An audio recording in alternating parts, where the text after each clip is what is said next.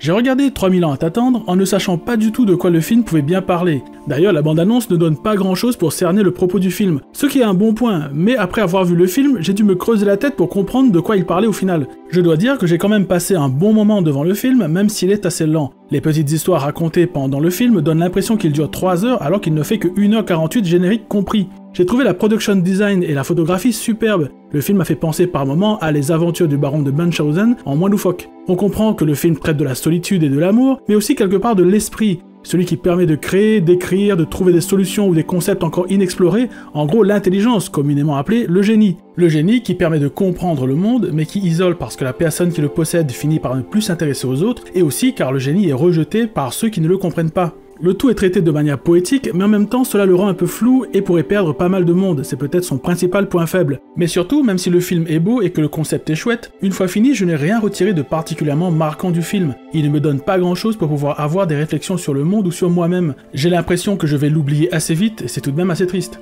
Mais je trouve que c'est un film intéressant à voir si vous arrivez à passer au-dessus de son côté un peu lent et nébuleux. Bref, je vous le conseille si vous avez envie de voir un film à la fois beau et étrange, ou si vous avez envie de passer une bonne heure à mater les pectoraux saillants de Idris Elba.